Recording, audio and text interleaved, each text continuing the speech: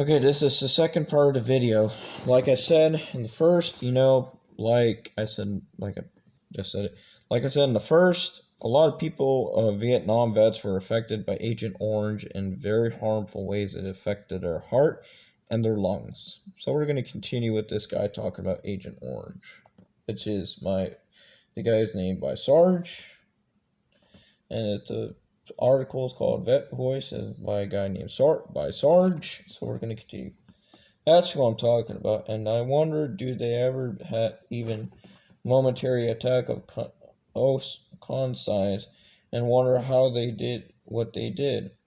Well, the word is out anyway. As many of you have probably heard, lawyers for Vietnam vets have turned over to the courts certain documents obtained one way or another from DOW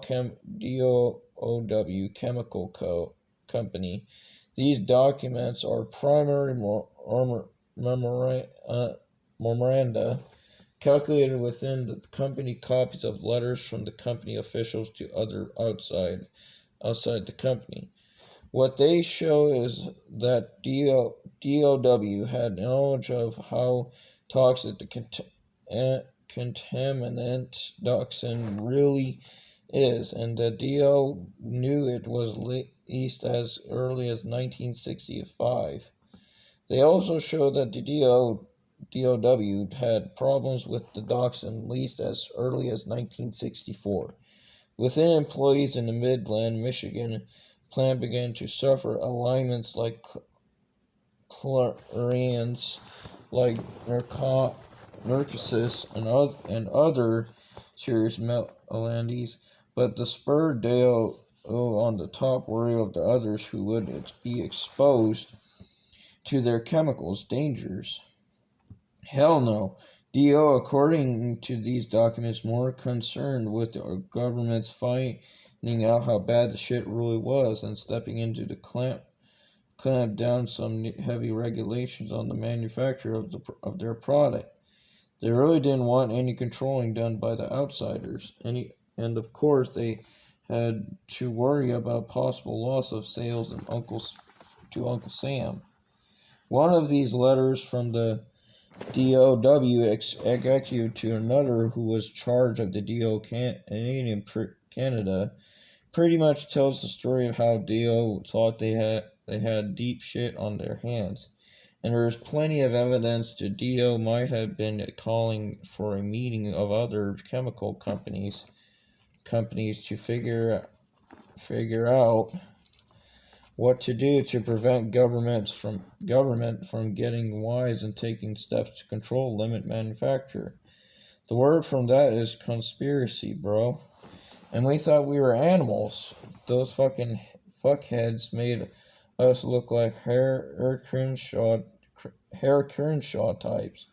They're really kicking the butt, as the DO has been screaming all this time. The dioxin is at best for difficulty and expensive to take out of herbicides, but the evidence in the document showed that the German chemical company sent DO a letter telling them how to get rid of dioxin in their products, and this letter was sent in.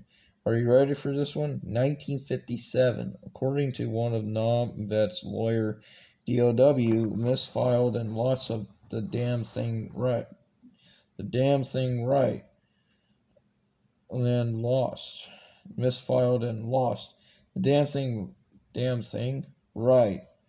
To sum it all up, the evidence is supposed to illustrate and prove these are profit-packing pricks. Apparently, 1, they knew the dioxin was the very best poisonous, harmful material. 2, they received some information on how to rid their product from the contaminant, but never utilized the data. 3, deliberately tried to conceal the dangers and information on toxicity, and this accident they had from the U.S. government. And 4, attempted to formed a conspiracy to hide the facts. Most of us have already seen the condition of some of the brothers who have suffering from dioxin poisoning. For those who haven't been assured, their chlorins is no simple little skin disease. It's pretty mother and bad when it hits you. And there are the previous mentioned liver alignments, other systems injuries, and birth defects. However, in addition, I've also seen pictures of Vietnamese who are supposed afflicted. The survivors are bad enough, but ought to be seen when they got stored in a bag. See page 124. We're going to go to page 124.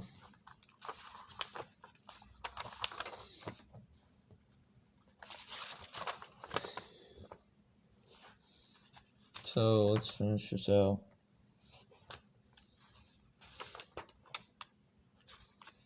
Alright, 124. Oh, and it's 122. Jars, it'll make you fucking sick, man. Yeah, this affirmative in the big glass jars. And so I wonder, do these guys ever think back and wonder how they did what they did? Double brothers, double bros, bikers are brothers, non-vets are brothers. If both are you're a double bro, you will have the MCs with. We have Vietnam Vets Organization, but there are a Vietnam Vets MC. I think I've found one. Some material has drifted my way, and I haven't been able to fully check it out for you. It'll pass it on, and you can do your own checking. Gives you practice on writing some things besides on walls. Anyways, have a copy of the newsletter. It's probably a whole fucking year old, but I hear the people are still trying from U.S. Vietnam Vets MC. The address to write it to is Vietnam Vets MC Box 316333, Order Company 04. I heard the head honcho, they also have a regional honchos, is the dude who goes by the handle Wrench. Looks like an interesting setup, but my info is a little dated. Check him out, though, if you want to belong to a group of double brothers. Non-vet trivia question. What unit was nicknamed the Spike-Edeco Cookie in Nam? The book I have says is the 9th Infantry Division, but then I've heard that referred as the Flower Power 2. Okay, so that's it. But like he's saying in the story, he's saying, a lot of the Vietnam vets, when Agent Orange was being sprayed, a lot of them had liver problems, injuries to their body on their skin, and their lungs and everything. It affected their lungs really bad. They cough. If you notice, a lot of vets, they cough a lot because they had that Agent Orange. They inhaled it, and it has a bad effect on their lungs. That's why some of them are hooked up to machines. And then on top of that, a lot of the government, the people who made Agent Orange, didn't say anything because they were like, oh, if we hide it, nobody's going to know. Nobody's going to know. So you got a lot of these Vietnam vets who are fighting back in that time and today, and I heard the Vietnam vets got their justice. But they still have a lot of hatred towards that company, and I don't blame them. Because it's like, you had a lot of men come back from that war with a lot of problems, and they got sick from it, and now they are having problems with their, problems in their lives. They can't do a lot of things they used to do, and they can't, keep them. They can't, work correctly, like function correctly. And that's what people have to realize, when you see a Vietnam vet, I give them Vietnam vets, I shake their hand, and I tell them, thank you for your service. I appreciate you doing what you have done. Even when I was in JRTC, I always told Vietnam vets, thank you.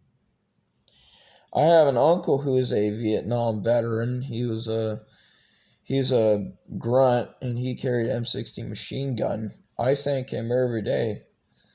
But the same thing with my, with I know a lot of veterans too.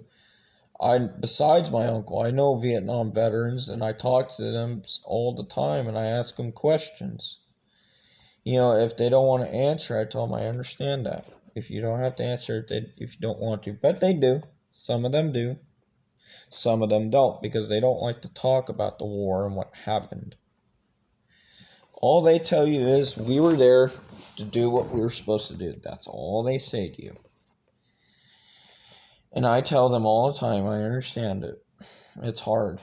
Because a lot of veterans, when they came back, they got treated like shit. Literally, you had people spitting in their faces as soon as they walked out of the plane. And I heard one veteran, when he was in the bathroom in the airport, or in an airport, he took off his uniform and threw it in the garbage and put on civilian clothing to blend in.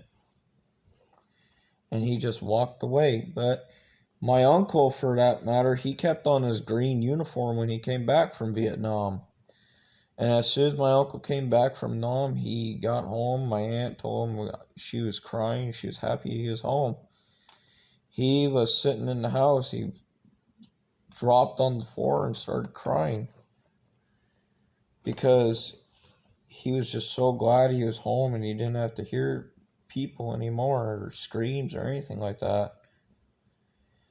But like I said, there was a lot of conspiracy back then about Agent Orange, and now the truth has come out. Anyways, people, that's going to be it for today.